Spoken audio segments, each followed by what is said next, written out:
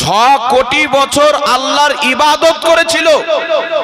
আল্লাহকে ইবলিসও মানত, আল্লাহকে জিবরিলও মানত, আল্লাহকে সিজদা ইবলিসও করত, আল্লাহকে সিজদা প্রত্যেক ফেরেশতাও করত। যখন আদম নবীর বাড়ি আসলো, আল্লাহ বললেন আমাকে তো সিজদা করেছো ইবাদতের কারণে, আমাকে তো সিজদা করেছো প্রস্তিষ্ঠের কারণে, আমাকে তো সিজদা করেছো আমার তোমরা বান্দা হওয়ার কারণে। এখন আমি হুকুম দিচ্ছি আমার আদমকে সিজদা করো, কারণ আমার আদম হচ্ছে আমার খলিফা, আমার নবী। আল্লাহ যখন আদমকে সিজদা করতে বললেন, প্রত্যেক ফেরেশতা মাথা ঝুঁকিয়ে দিলেন। এই সিজদা ইবাদতের ছিল না, এই সিজদা ছিল সম্মানের সিজদা। আল্লাহ বলেন আদমের সামনে মাথা নত করো, সিজদা করো, সিজদায়ে তাজিমি আদমের সম্মান করো। জিবরিল হোক, মিকাইল হোক, ইসরাফিল হোক, ইসরাইল হোক, প্রত্যেক ফেরেশতা তারা জানতেন যে ঈমান যদি সুরক্ষিত রাখতে হয়, ঈমান যদি হিফাজতে রাখতে হয়, আল্লাহর ইবাদত করতে হবে, আল্লাহকে সিজদা করতে হবে। আল্লাহ যাদের যাদেরকে মহব্বত ও তাজিম করতে বলবে তাদেরকেও মহব্বত ও তাদের তাজিম করতে হবে। জিবরিল ঝুঁকে গেলেন, মিকাইল ঝুঁকে গেলেন। আচ্ছা, এই ঘটনাটা বানানো না কোরআন পাকের ঘটনা? একটু জোরে বলেন। এটা আল্লাহ পাকের কালাম। প্রত্যেক ফেরেশতা সিজদা করলো, ফাসাজাদু, সবাই সিজদা করলো ইল্লা ইবলিস। ইবলিস করলো না। ইবলিসের বক্তব্য হচ্ছে আল্লাহ তোমাকে তো মানি, 6 কোটি বছর তোমাকে সিজদা করেছি, হাজারো বছর আরশের তাওয়াফ করেছি, হাজারো বছর তোমার ফেরেশতাদের শিক্ষকতা করেছি, আমি যতদিন তুমি হায়াত দিবে কিয়ামত পর্যন্ত তোমাকে সিজদা করব, তোমার ইবাদত করব। কিন্তু আমি ইবলিস আদমের সামনে ঝুঁকতে পারবো না, আদমের সম্মান করতে পারবো না। আল্লাহ পাক বলেননি 6 কোটি বছর নামাজ পড়েছো এটাই যথেষ্ট, আদমকে সিজদা না করলে কি হবে? আল্লাহ পাক বলেননি আমার আরশের তাওয়াফ করেছো হাজারো বছর, এর বরকতে তোমাকে maaf করে দিলাম। আল্লাহ পাক বলেননি যে তুমি আমার ফেরেশতাদের শিক্ষকতা করেছো এর কারণে তোমাকে ক্ষমা করে দিলাম। আল্লাহ পাক বলেছিলেন ইবলিস কিয়ামত পর্যন্ত আমি মিসাল কায়েম করে দিব, যেই ব্যক্তি শুধু আমার ইবাদত করবে, আমার নবীদের সম্মান করবে না, তারা ইবলিস তো হতে পারে, মুসলমান হতে পারে না। আর জোরে হবে না সুবহানাল্লাহ? ইবলিস তো হতে পারে, মুসলমান হতে পারে না। তাই বিরাদর ইসলাম, কোরআন থেকে আমাদেরকে শিক্ষা নিতে হবে। এখন কিছু লোক বলতে চাই হুজুর এত বড় আলিম, হাজার লোককে মুসলমান করছে, হাজার হাজার ব্যক্তিকে কলমা পড়াচ্ছে, ওই ব্যক্তির একটা ভুল হতেই পারে। আমি বললাম ভুল যদি এমন হয়, আপনি যদি আমাকে গালি দিয়ে দেন, মাইক মান কোন দিকে আছে, একটু একটু কমান তো হালকা। আপনি যদি আমাকে গালি দিয়ে দেন, আমি যদি আপনাকে ক্ষমা করে দিই, কাজ হয়ে গেল না? কি বলেন? আপনি আমাকে থাপ্পড় মেরে দিলেন, আমি ক্ষমা করে দিলাম, অসুবিধা নাই। ভুল যদি গুনহার হয়, কেউ গুনহাতে লিপ্ত হয়ে গেল, কেউ জুয়া খেলে নিল, কেউ কাউকে মার্ডার করে দিল, যাকে মার্ডার করলো সেই ব্যক্তির আত্মীয় স্বজন যদি তাকে ক্ষমা করে দেয়, তাহলে তার কাছ থেকে আর কেসাস নেওয়া যাবে না, কেসাস করা যাবে না। কিন্তু বিরাদর ইসলাম, ভুল যদি এমন হয় যেই ভুলে রাসূলে কায়নাত সাল্লাল্লাহু আলাইহি ওয়াসাল্লামের, নবী পাক সাল্লাল্লাহু আলাইহি সাল্লামের বেয়াদবি হয়, ত্রুটি হয়, ওই ব্যক্তি কত বড় ইবাদত করনেওয়ালা, কত বড় ইলম রাখনেওয়ালা, কোথায় পড়াশোনা করনেওয়ালা, তার অন্তরে যদি মুস্তাফা জানে রহমতের আদব ও মোহাব্বত না থাকে, ওই ব্যক্তি কোনোদিন মুসলমান হতে পারে না। জোরে বলেন সুবহানাল্লাহ। সে যত লোককে মুসলমান করুক, যতই বড় লেকচার দেখ, মদিনাতে পড়নেওয়ালা মাদানি থাক, মক্কাতে পড়নেওয়ালা মক্কি থাক, মিশরে পড়নেওয়ালা আজহারি থাক, যদি সে নবী পাক সাল্লাল্লাহু আলাইহি সাল্লামের বেয়াদবি করে, মুসলমান থাকবে? আর জোরে বলতে হবে। 6 কোটি বছর নামাজ পড়ে আদমকে অপমান করে যদি ইবলিস শয়তান হতে পারে, ফেরেশতাদের শিক্ষকতা করে, আরে কি মক্কাতে পড়নেওয়ালা, মদিনাতে পড়নেওয়ালা, মিশরে পড়নেওয়ালা, সাত আকাশের উপরে যে ইবলিস ফেরেশতাদেরকে পড়াতো, সেই ইবলিস যদি আদমের সম্মান না করে কিয়ামত পর্যন্ত শয়তান হয়ে যায়। এখন যদি মিশরে পড়নেওয়ালা, মক্কাতে পড়নেওয়ালা, মদিনাতে পড়নেওয়ালা নবী মুস্তাফার যদি সম্মান না করে, ইবলিস তো হতে পারে মুসলমান হতে পারে। কথা বুঝতে পেরেছেন বাবা? আল্লাহ তাবারাক ওয়া তাআলা সবচাইতে বড় নিশানি কোরআন পাকে রেখে দিয়েছেন যে আমার নবীর ইজ্জত হলো আমার নিকটে সবচাইতে বড় জিনিস। বান্দা গুনাহ করে চলে এসো, আমি মাফ করে দিব। পাপ করে চলে এসো, আমি একদিন না একদিন ক্ষমা করে দিব। তুমি পাপ করেছো, আমার কাছে তওবা করো, আমি আল্লাহ ক্ষমা করব। আল্লাহ তওবার সিস্টেমটা রেখেছে কেন? আল্লাহ বলছে বান্দা আমি তোমাদেরকে তৈরি করেছি, তোমাদের মধ্যে কোয়ালিটি দিয়েছি যে তোমরা ভুল করবে, আবার তোমাদের ভুলকে আমি আল্লাহ ক্ষমা করব। তাই আমি তওবার জারিয়া করে দিয়েছি, তওবার মাধ্যম করে দিয়েছি। তুমি গুনাহে লিপ্ত হয়েছো, তওবা করো, ক্ষমা করে দেব। তুমি বেকাজে লিপ্ত হয়েছো, তওবা করো, ক্ষমা করে দেব। যতই বড় পাপ হোক না কেন তার ক্ষমা হতে পারে, কিন্তু যেই ব্যক্তি মুস্তাফা জানে রহমাতের বেয়াদবি করবে সেই ব্যক্তির ক্ষমা হতে পারে না। জোরে বলেন সুবহানাল্লাহ। সুবহানাল্লাহ। যদি ক্ষমা হয়ে যেত তাহলে ইবলিসকে আল্লাহ ক্ষমা করতো কি করতো না? আর জোরে বলেন। তাহলে ইবলিস ক্ষমা পেয়ে যেত। তো যখন ইবলিস এত বড় জ্ঞানী ব্যক্তি যে ফেরেশতাকে পড়াতো, সে যখন শয়তান হয়ে গেল, কোথাকার কাজ্জাব আর কোথাকার জাব্বাব, কোথাকার কে আসলো দেখে লাভ নাই, দেখতে হবে তার মধ্যে আল্লাহ আল্লাহ রাসূলের মহব্বত ঠিক আছে না নাই। জোরে বলেন সুবহানাল্লাহ। সুবহানাল্লাহ। এখন মানুষের প্রশ্ন হচ্ছে বাবা 73টি ফিরকা হবে, 72টি জাহান্নামে যাবে, একটি জান্নাতে। হুজুর আমরা সাধারণ লোক কি করে চিনবো কোন দলটি জান্নাতে যাবে? আচ্ছা বলেন তো বাবা, আপনারা এখানে অনেক লোক বসে আছেন, এমনও হতে পারে আমাদের কাছে ইলম হতে পারে উলামায়ে কেরামের কাছে, কিন্তু একটা যে সামাজিক জ্ঞান থাকে, বিচার আচার যে করে, আমাদের চাইতে আপনাদের অনেক বেশি হতে পারে। কারণ আমরা বিচার করে বেড়াই না। গ্রামে কোনো সমস্যা হলে আপনারা বসেই সমাধান করেন। আর যখন 10টা লোক বসবে মীমাংসাতে, তো বলার একটা নলেজ লাগে। যেই ব্যক্তি সমস্ত ঝামেলাকে শুনে এমন ভাবে একটা মীমাংসার কথা বলে মীমাংসা করে দিবে যে সব ঝামেলা তখনই শেষ হয়ে যাবে। তো আল্লাহ সবাইকে কিছু না কিছু স্বাভাবিক জ্ঞান দিয়েছেন। তো আপনি স্বাভাবিক জ্ঞানে চিন্তা করেন, বর্তমান জামানাতে যদি জান্নাতি আর জাহান্নামী চিনতে চান, তো জান্নাতি এবং জাহান্নামী চিনার জন্য আপনাকে বেশি দূর যেতে হবে না। আপনাকে একটাই কথা বলে দিতে চাই, আপনি বলেন একদিকে আহলে সুন্নাত ওয়াল জামাত, বাকি দিকে 72 জাহান্নামী ফিরকা। আমরা আহলে সুন্নাত ওয়াল জামাত তাদের যখন কিতাবগুলিকে পড়ি, তাদের যখন বক্তব্যকে শ্রবণ করি, তাদের বক্তব্যের মধ্যে নবীর তাওহীন পাওয়া যায়, আল্লাহর তাওহীন পাওয়া যায়, সাহাবার তাওহীন পাওয়া যায়, আউলিয়ায়ে কেরামের তাওহীন পাওয়া যায়। তারা কখনো আল্লাহর বেয়াদবি করে, কখনো নবীর বেয়াদবি করে। তারা বলে আল্লাহ নাকি নবীকে গালি দিয়েছেন, ডেটেছেন, আল্লাহ নাকি নবীকে ধমক দিয়েছেন, এটা আল্লাহর বেয়াদবি। তারা বলেন নবী কিয়ামতে শাফাত করতে পারবে না, এটা নবীর বেয়াদবি। তারা বলেন নবী কবরে মরা মানুষ পড়ে আছে, এটা রাসূলুল্লাহর তাওহীন। তারা বলে রাসূলের মুখ দিয়ে দুর্গন্ধ বের হতো, এটা রাসূলের তাওহীন। একদিকে নবীর অপমান করনেওয়ালা, একদিকে নবীকে মোহাব্বত করনেওয়ালা। আরে আদমকে মোহাব্বত করে জিবরিল জান্নাতি হয়ে গেল, আদমের ঘৃণা করে ইবলিস জান্নাত থেকে বেরিয়ে জাহান্নামী হয়ে গেল। আজ যদি জান্নাতি এবং জাহান্নামী চিনতে চান, যারা নবীকে অপমান করে তারা জাহান্নামী দল, যারা নবীর সম্মান করে তারা জান্নাতি দল। সুবহানাল্লাহ।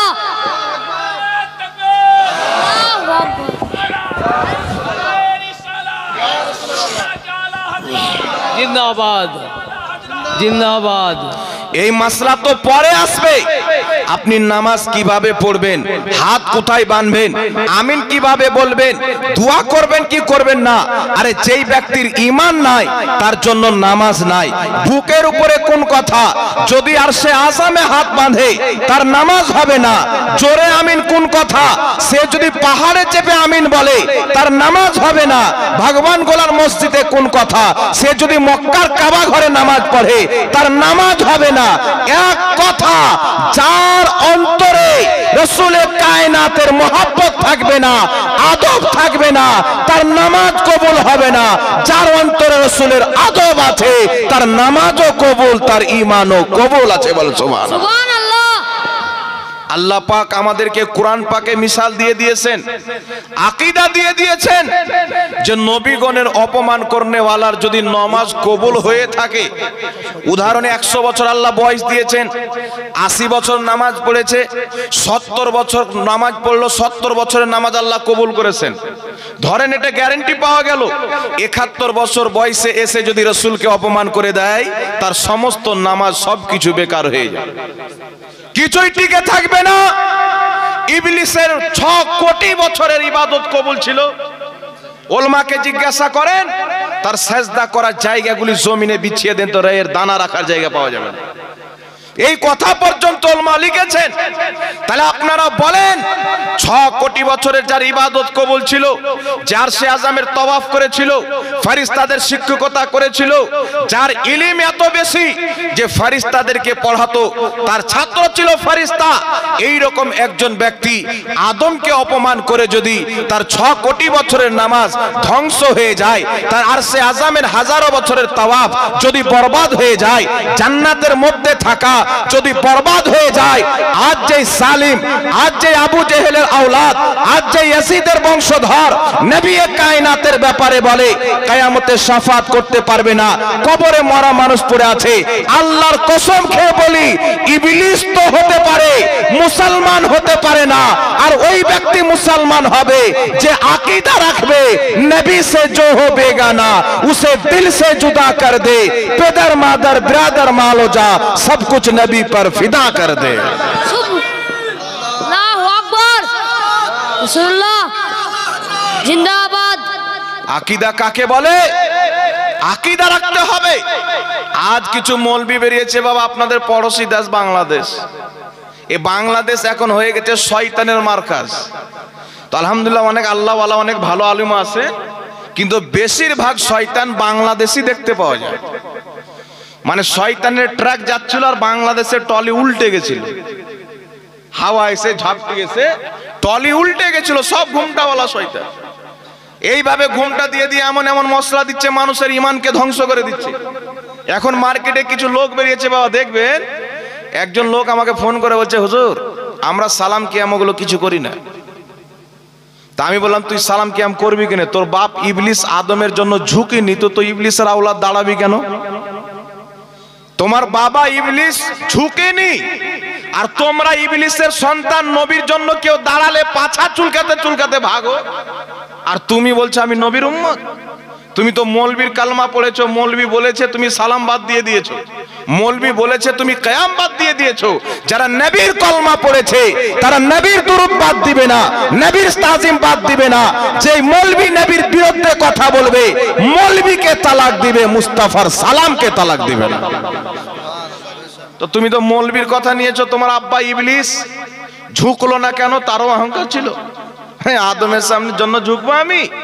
আর সাহাবায়ে কেরাম যখন নবীর আদব করতেন, বুখারী শরীফের হাদিস, মুসলিম শরীফের হাদিস, সাহাবা নবী মুস্তাফার ঘামকে আতর হিসাবে ব্যবহার করতেন। নবী পাক উযু করতেন, সাহাবায়ে কেরাম নবী মুস্তাফার পা ধোয়া পানি, হাত ধোয়া পানি, কুলি করা পানি, নাকে দেওয়া পানি, এই সমস্ত পানি চুল্লুতে নিয়ে, বুখারীর হাদিস, কেউ শরীরে লাগাতেন, কেউ চেহারাতে লাগাতেন। সাহাবা নবীর সম্মান করতেন। মুনাফিক বলতো, ছি ছি ছি রে, কি করছে রে, মোহাম্মদ তো আমাদের মতন মানুষ, ও তো আব্দুল্লাহর বেটা, ওরও তো মা আমেনা, ওরও তো দাদা আব্দুল মুত্তালিব, ওরও তো চাচা আবু তালিব, ওরও তো চাচা হযরতে আব্বাস, তো একজন আমাদের মতন মানুষ, উযু করা পানি, নাকে দেওয়া পানি, ছি ছি, এরা কি করছে? সাহাবায়ে কেরামের বক্তব্য হলো, তুই জ্বলতেই থাকবি, আমরা নবীর তাজিম করতেই থাকবো। নবীর তাজিম করে সাহাবা জান্নাতি হয়ে গেল, জ্বলে জ্বলে মুনাফিক জাহান্নামী হয়ে গেল। সাহাবারা বাদ দিয়েছেন বাবা। একটা কথা মনে রাখবেন, নবী পাক সাল্লাল্লাহু আলাইহি ওয়াসাল্লামের মুহাব্বতই হলো ইসলামের মেন। अल्लामा इकबाल बोलছেন मोहम्मद की मोहब्बत दीन हक की शर्त अव्वल है, गर हो इसी में खामी तो सब कुछ नामुकम्मल है। ए प्रिय भाई আমার, এ আব্বা জানেন একটু লক্ষ্য করে শুনেন, আজ কিতাবের মধ্যে দেওবন্দীদের সবচাইতে বড় গুরু ইসমাইল দেহলভি আহলে হাদিসরাও তাকে নিজের ইমাম মানে। সে নিজের কিতাব তাকবিয়াতুল ঈমানের মধ্যে লিখছেন, নবী হোক ওলি হোক সবাই হচ্ছে মানুষ, আদম সন্তান, আল্লাহ তাদেরকে বেশি সম্মান দিয়েছেন তো তারা আমাদের বড় ভাই হলেন, আর আমাদেরকে কম সম্মান দিয়েছেন তো আমরা ছোট ভাই হলাম। সুতরাং নবীর সম্মান বড় ভাইয়ের মতো করতে হবে। কিতাবের মধ্যে লেখা আছে, আমার গাড়িতে কিতাব আছে, কালকে স্টেজে কিতাবগুলি দেখিয়েছিলাম, আজকে দেখানো প্রয়োজন মনে করলাম না, যদি দরকার পড়ে তো আছি আলহামদুলিল্লাহ। আমার আপনার নবী কি বলছেন? উঠান বুখারী শরীফ ঈমানের অধ্যায় হাদিস, উঠান মিশকাত শরীফ ঈমানের অধ্যায় হাদিস, উঠান মুসলিম শরীফ মুত্তাফিকুন আলাইহি হাদিস। নবী পাক বলছেন, লা ইউমিনু আহাদুকুম হাত্তা আকুনা আহাব্বা ইলাইহি মিন ওয়ালিদিহি ওয়া ওয়ালাদিহি ওয়ান নাসি আজমাইন। রাসূলে কায়নাত বলছেন, অতক্ষণ পর্যন্ত কোনো ব্যক্তি ঈমানদার হতে পারে না যতক্ষণ পর্যন্ত নিজের বাবা চাইতে বেশি, নিজের মা চাইতে বেশি, নিজের ছেলে চাইতে বেশি, নিজের মেয়ে চাইতে বেশি, ওয়ান নাসি আজমাইন, এক কথা আল্লাহর পর সবচাইতে বেশি যে মুস্তাফাকে না ভালোবাসবে লা ইউমিনু, মুসলমান হতে পারে না।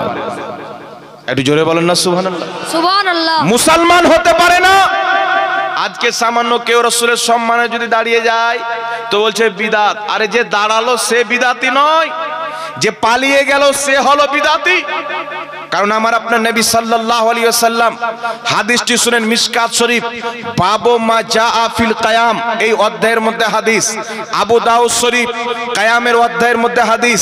রাসূল কায়নাত সাল্লাল্লাহু আলাইহি ওয়াসাল্লামের সাহাবা বলছেন, নবী পাক সাল্লাল্লাহু আলাইহি ওয়াসাল্লাম এবং আমরা একটি মজলিসে বসে থাকতাম, তো মজলিসে বসার পর যখন মজলিস শেষ হতো নবী উঠে যেতে লাগবেন, কুমনা কিয়ামা, আমরা সবাই নবীর সম্মানে দাঁড়িয়ে যেতাম। ইমাম নববী বলছেন, সাহাবা যে দাঁড়াতেন ওটা নবীর সম্মানে দাঁড়াতেন। সাহাবা বলছেন, আমরা অতক্ষণ পর্যন্ত দাঁড়িয়ে থাকতাম যতক্ষণ পর্যন্ত রাসূলে কায়নাত নিজের স্ত্রীগণের হুজরায়ে মুবারাকার মধ্যে কোনো একজন স্ত্রীর হুজরাতে পরিবেশ না করতেন, আমরা নবীর সম্মানে দাঁড়িয়েই থাকতাম। জোরে বলেন সুবহানাল্লাহ। সুবহানাল্লাহ।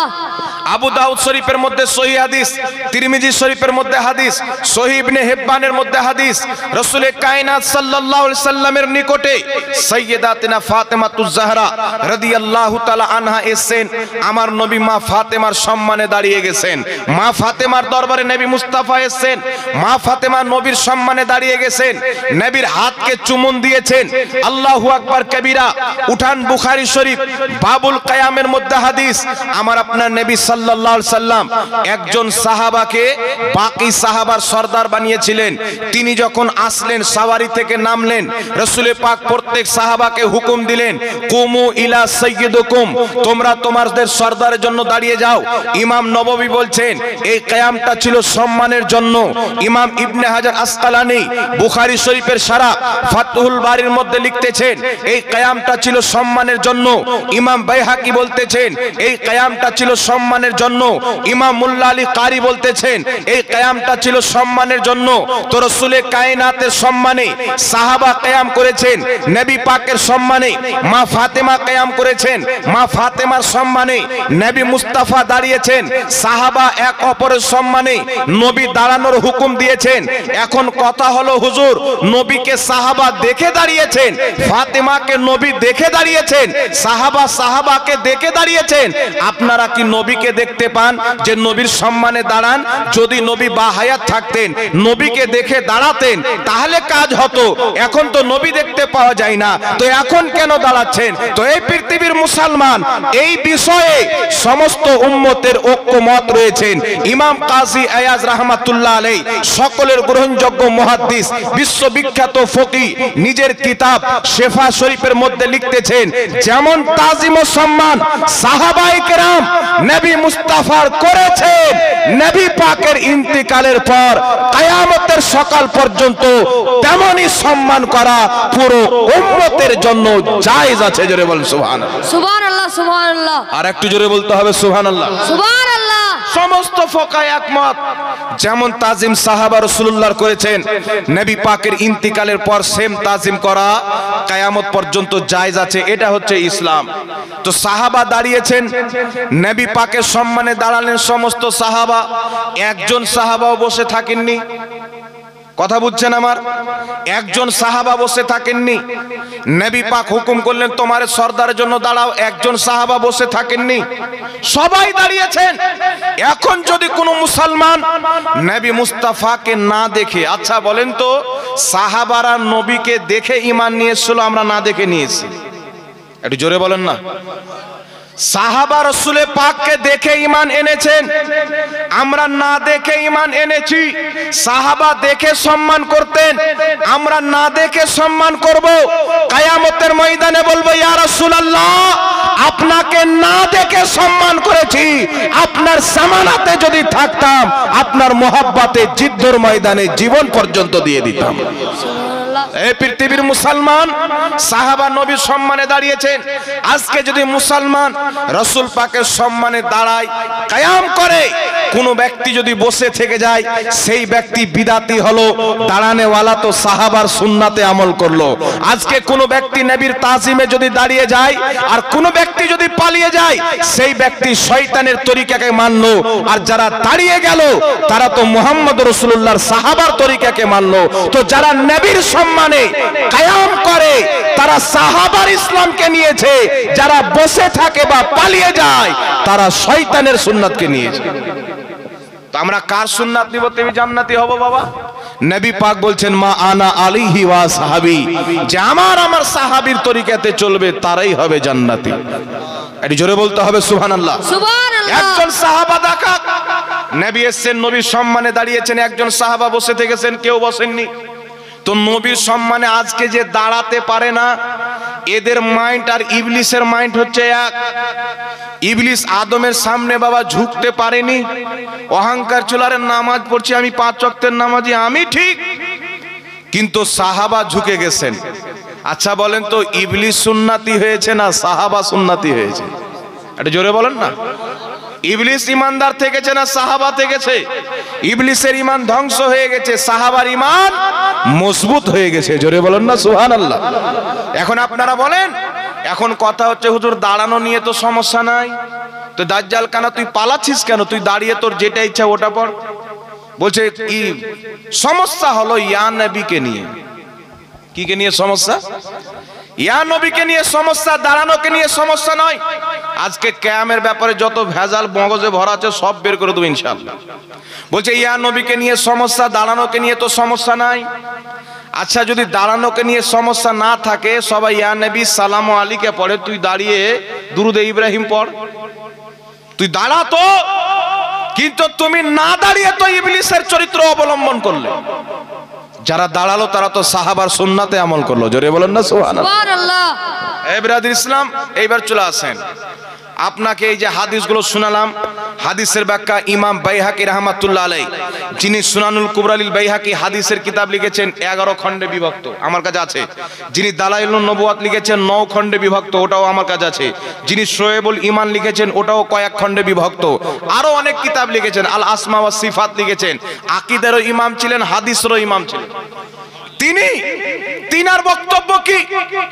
আজকে লামাজাবি বলতে চাই কওরের সম্মানে কাউকে দাঁড়ানো শিরিক, বলে কি বলে না? মানে আমার নবী ফাতেমার সম্মানে দাঁড়িয়েছেন তো উনি শিরিক বুঝতেন না, মা ফাতেমা নবীর সম্মানে দাঁড়িয়েছেন উনিও শিরিক বুঝতেন না, সাহাবা নবীর সম্মানে দাঁড়িয়েছেন ইনারাও শরীয়ত বুঝতেন না। শরীয়ত বুঝে এই ঘুমঠাওয়ালা শয়তান, ইহুদির টাকা খানেওয়ালা, আমেরিকার ফান্ডিং লেনেওয়ালা, এ বেশি শরীয়ত বুঝে গেছে। আর মানুষকে গুমরাহ করার জন্য কি বলছে জানেন? বলছে ইয়া নবী বলা যাবে না, বলে কি বলে না বাবা? একটু জোরে বলেন, বলে কি বলে না?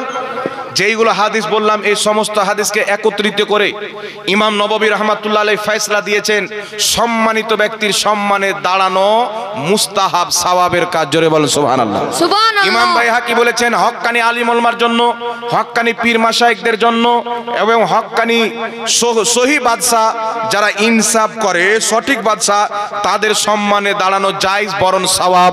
জোরে বলতে হবে সুবহানাল্লাহ। সুবহানাল্লাহ। ইমাম ইবনে হাজার আসকালানী রাহমাতুল্লাহ আলাইহি বুখারী শরীফের সারা ফাতহুল বারির মধ্যে লিখেছেন সম্মানিত ব্যক্তির সম্মানে কিয়াম করা, দাঁড়িয়ে যাওয়া হচ্ছে জায়েজ বরং মুস্তাহাব সওয়াবের কাজ। পৃথিবীর কোনো মায়ের লাল জন্ম হয়নি যারা বলে কোনো মানুষ কোনো ব্যক্তির সম্মানে দাঁড়াতে পারবে না, এরা নবীর শরীয়তকে নেয়নি, এরা ইবলিসের শরীয়তকে নিয়েছে, আমেরিকার শরীয়তকে নিয়েছে। এখন মানুষকে গোমরা করবে, আরে দাঁড়ানো থাক।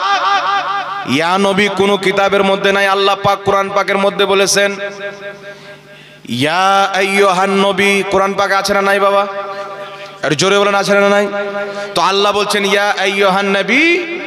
আল্লাহ কি সুন্দর ভাবে বলেছেন ইয়া আইয়ুহান নবী, অর্থাৎ হে সম্মানিত নবী।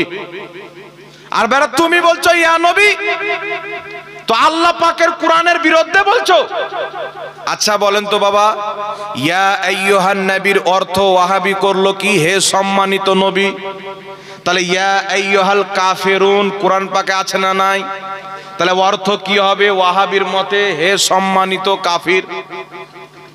এটা অর্থ হবে কি হবে না? ইয়া আইয়ুহান নবীর অর্থ যদি হয় হে সম্মানিত নবী, তাহলে ইয়া আইয়ুহাল কাফিরুন মানে হবে হে সম্মানিত কাফির। তো মৌলবি দাজ্জাল কানা, একদিক দেখে আর একদিক দেখতে পায় না। নালে ইয়া আইয়ুহান নবী বলেছে, ইয়া আইয়ুহাল কাফিরুন পড়েনি। তবে বিরাদর ইসলাম একটা কথা মনে রাখবেন, ইয়া আইয়ুহান নবীর অর্থ যে কোনো ডিকশনারিতে দেখেন, যাদের অনুবাদ করা কোরআন হোক না কেন, সবাই একটাই অর্থ করেছে ইয়া আইয়ুহান নবী, অর্থাৎ হে নবী। কি অনুবাদ করেছেন বাবা? হে নবী বলে অনুবাদ করেছেন। আর বাংলা ভাষাতে, আরবি ভাষাতে আইয়ুহা, ইয়া আইয়ুহা, আইয়ুহা, ইয়া, এই যে তিনটা শব্দ আছে না, যেটা আইয়ুহার অর্থ সেটা ইয়ার অর্থ, সেটাই আইয়ুহার অর্থ। যেমন আমরা নামাজের মধ্যে সালাম দিই, আসসালামু আলাইকা আইয়ুহান নবী, সালাম দিকে দিই না বাবা? তো আসসালামু আলাইকা আইয়ুহান নবী এর অর্থ হচ্ছে আপনার প্রতি সালাম হে নবী। আর একটা সালাম ধরেন ইয়া আইয়ুহান নবী আসসালামু আলাইকা, হে নবী আপনার প্রতি সালাম। আর একটা হচ্ছে ইয়া নবী সালামু আলাইকা, এর অর্থ হচ্ছে হে নবী আপনার প্রতি সালাম। তিনটার মিনিং এক। এখন যদি কোনো ব্যক্তি বলে আব্বা বলা ভালো আর বাপ বলা গুস্তাখি, মানা যাবে? কথা বলেন। আচ্ছা বাপ কিন্তু একজন আব্বা, বাপ, আব্বাজি, বাপু, ড্যাড কত রকম বলা হয়। কেউ বলে আব্বু, বলে কি বল না বাবা? তো আব্বা বললে বাপকে বুঝায় আর বাবা বললে খালুকে বুঝায়। এ কথা বলেন। আব্বা বললে বাপকে বুঝায়, বাবা বললেও বাপকে বুঝায়, খালুকে বুঝায় না। আর ওই গুদর মুন্সি বলছে যে আব্বা বললে মায়ের স্বামী আর বাবা বললে খালার স্বামী। তাহলে মনে করতে হবে এই মৌলবীকে স্টেজে দাওয়াত না দিয়ে আমাদের রাঁচির পাগলাখানাতে ভর্তি করতে হবে, না কি বলেন বাবা? এই জন্য বিরাদর ইসলাম আপনি বিশ্ববিখ্যাত কিতাব শারহে জামি খুলেন, এখানে প্রত্যেক উলমা ওই কিতাবটি পড়েছেন। স্পষ্ট ভাবে ইমাম জামি রাহমাতুল্লাহ আলাইহি লিখেছেন ইদা ক্বালা ইয়া রাজুলু ফামানাহু কামানা ইয়া আইয়ুহার রাজুল, ইয়া আইয়ুহান নবীর অর্থ যেটা, ইয়া নবীর অর্থ সেটা। জোরে বলতে হবে সুবহানাল্লাহ। সুবহানাল্লাহ। এখন যারা বলে ইয়া নবী বললে নবীর বেয়াদবি হয়, আমি বলতে চাই বাবা ইয়া নবী বললে যদি নবীর বেয়াদবি হয়, তাহলে আপনারা আমার কাছে শুনেন সাহাবায়ে কেরাম কি বলেছেন। আল আদাবুল মুফরাদ কিতাবটির নাম, লেখকের নাম হচ্ছে ইমাম বুখারী। সেই কিতাবের মধ্যে হাদিস, হাদিসের মান হচ্ছে হাসান, হাসান পর্যায়ের বিশুদ্ধ হাদিস। সাইয়েদনা আব্দুল্লাহ ইবনে ওমর কুফার মাটিতে আছেন, তিনার ডান সাইড প্যারালাইসিস হয়ে গেল, ডক্টর দেখাচ্ছেন ঠিক হচ্ছেন না, তাবিব দেখাচ্ছেন ঠিক হচ্ছেন না। উনার একজন সাহাবী তাবেঈ বলছেন উযকুর আহাব্বান নাসে ইলাইকা, হুজুর আপনি যাকে সবচাইতে বেশি ভালোবাসেন তার নাম ধরে ডাক দেন, আপনার পাও ঠিক হয়ে যাবে। উনি বললেন ফাকালা ইয়া মুহাম্মাদা, উনি কুফার মাটি থেকে ইয়া মুহাম্মদ বলে ডাক দিলেন। আল্লাহ সঙ্গে সঙ্গে তিনার পাওকে ঠিক করে দিলেন। জোরে বলতে হবে সুবহানাল্লাহ। সুবহানাল্লাহ। তাহলে ইয়া নবী বললে যদি নবীর বেয়াদবি করা হয়, পৃথিবীর কোন লামাযহাবী, পৃথিবীর কোন দেওবান্দি, আমি বলবো তোমরা এই ফাতোয়া কোথায় পেয়েছো? এই ফাতোয়া বুখারীর ফাতোয়া নয়, এই ফাতোয়া মুসলিমের ফাতোয়া নয়, এই ফাতোয়া তিরমিজির ফাতোয়া নয়, এই ফাতোয়া কোরআনের ফাতোয়া নয়। যারা ইয়া নবী বলে তারা তো সাহাবার ফাতোয়া নিয়েছে। যারা বলে ইয়া নবী বললে নবীকে অপমান করা হয়, আল্লাহর কসম খেয়ে বলি এটা ইসলামের ফাতোয়া নয়, এটা আমেরিকা ইসরায়েলের ফান্ডিং এর ফাতোয়া। তাহলে নবীর ফাতোয়া সাহাবার ফাতোয়া নিলে না জান্নাতি হবেন? কথা আমার বুঝতে পারছেন কি পারেন না বাবা? সাহাবা বলছেন ইয়া মুহাম্মদ, আর ও এ বলছে ইয়া মুহাম্মদ বলা যাবে না। একটা পাগলা মৌলবি বেরিয়েছে, আবু জেহেলকে মুসলমান বলে বাংলাদেশে। হ্যাঁ, বাপ বড় শয়তান, বেটা ফের দু হাত আরো লম্বা শয়তান। জি, ওর বাপ বলছিল নবী কিয়ামতে ফেলফেল করে তাকিয়ে থাকবে, নবী কবরে মরা মানুষ পড়ে আছে, নবীর মুখ দিয়ে দুর্গন্ধ বেরোতো। এ শয়তান এসে বলছে আবু জেহেল আমাদের মতন মুসলমান ছিল। ইসলাম জরুরিয়াতের দিনের মধ্যে এটা একটি, যে মুসলমানকে মুসলমান মনে করা, কাফিরকে কাফির মনে করা, এটা জরুরিয়াতের দিন। কেউ যদি মুসলমানকে কাফির বলে সে নিজেই কাফির, কেউ যদি কাফিরকে মুসলমান বলে সেই ব্যক্তি নিজে কাফির, মুসলমান নয়। কাফিরকে কাফির বলা, মুসলমানকে মুসলমান বলা, এটা হচ্ছে নবী মুস্তাফার শরীয়ত। জোরে বলতে হবে সুবহানাল্লাহ। তো আবু জেহেলের কাফির হওয়াতে কোনো সন্দেহ আছে? একটু জোরে বলেন, সন্দেহ আছে? তো আবু জেহেলকে যেই ব্যক্তি মুসলমান বলবে ও মুসলমান নয়, শরীয়তের দৃষ্টিতে ওই মৌলবি কাফির ও মুরতাদ হয়ে যাবে। কথা বুঝতে পেরেছেন কি পারেননি বাবা? এখন একটু লক্ষ্য করে শুনেন। আচ্ছা বলেন বাবা, কোরআন পাকের মধ্যে ইয়া আইয়ুহান নবী আছে, ইয়া আইয়ুহাল কাফিরুন আছে। যেই মৌলবি বলেছে ইয়া আইয়ুহান নবীর অর্থ হে সম্মানিত নবী, ওই মৌলবি এটাও বলতে হবে তাকে যে ইয়া আইয়ুহাল কাফিরুন মানে হে সম্মানিত কাফির। তো এরা নবীর কিয়ামকে বন্ধ করার জন্য এ শয়তান কোরআন পাকের মিনিং পর্যন্ত চেঞ্জ করছে।